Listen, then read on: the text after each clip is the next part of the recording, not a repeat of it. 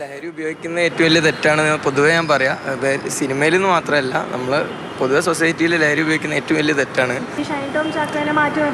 അതിപ്പോൾ പേഴ്സണലായിട്ട് ഇപ്പം എനിക്കത് പറയാനിപ്പം എങ്ങനെയെന്ന് അറിയില്ല. കാരണം അങ്ങനെ ഉപയോഗിക്കുന്നുണ്ട്, തീർച്ചയായിട്ടും മാറ്റി നിർത്തണം എന്നാണ് എൻ്റെ അഭിപ്രായം. ഇത്തരക്കാരെ അനുവദിക്കാൻ ഒരിക്കലും പാടില്ല. കാരണം കൃത്യമായിട്ടുള്ള ജാഗ്രത സിനിമ ആളുകൾ പുലർത്തേണ്ടത്, പ്രത്യേകിച്ച് മമ്മൂട്ടി, മോഹൻലാൽ അടക്കമുള്ള മെയിൻ സ്ട്രീം ആക്ടേഴ്സ് ഇത് ശ്രദ്ധിക്കേണ്ടതാണ്. അമ്മയടക്കം പ്രത്യേകം ജാഗ്രത പുലർത്തേണ്ടതായിട്ടുണ്ട്. ലഹരി ഉപയോഗം ഇതിന് ആവശ്യമൊന്നുമില്ല. നല്ല കലാകാരന് ഇത് അഡിസ്റ്റ് ചെയ്യണം എന്നുള്ള ചിന്ത അത് വെറുതെ ചുമ്മാ പറയാമെന്ന്. തീർച്ചയായിട്ടും ഒരു കാരണവശാലും ഇത്തരക്കാരനെ സിനിമയിൽ അഭിനയിപ്പിക്കാനോ അതിൻ്റെ പേരിലുണ്ടെങ്കിലോ അത് മാറ്റി നിർത്തപ്പെടേണ്ടതാണ്. ഒരു കാരണവശാലും അഭിനയിപ്പിക്കാൻ പാടില്ല. ലഹരി ഉപയോഗിക്കുന്നവരെ തീർച്ചയായിട്ടും മാറ്റി നിർത്തണം. അങ്ങനത്തെ ആൾക്കാർക്ക് കായിക രംഗത്ത് യാതൊരു പ്രോത്സാഹനം കൊടുക്കരുത്. അവരുടെ സിനിമയും കാര്യങ്ങൾക്ക് അത് അമ്മ പോലത്തെ സംഘടന, സിനിമാ സംഘടന തന്നെ മാറ്റി നിർത്തണം. അത് നിയമപരമായിട്ട് നടപടിയെടുക്കും വേണം.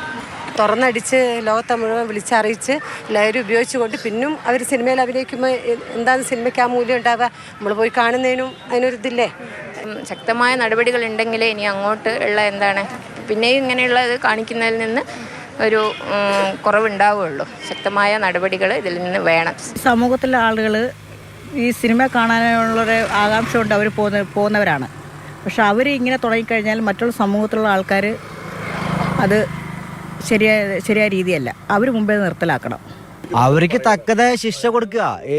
ലഹരി ഉപയോഗിക്കുന്നതിന് മറ്റുള്ള രാജ്യങ്ങളിൽ നടപ്പാക്കുന്ന തക്കതായ ശിക്ഷ കൊടുത്തു കഴിഞ്ഞാൽ 1-2 നടീനടന്മാർക്ക് ശിക്ഷ കിട്ടിക്കഴിഞ്ഞാൽ ക്രമേണ അത് നിൽക്കുന്നതാണ് നമ്മുടെ പ്രതീക്ഷ.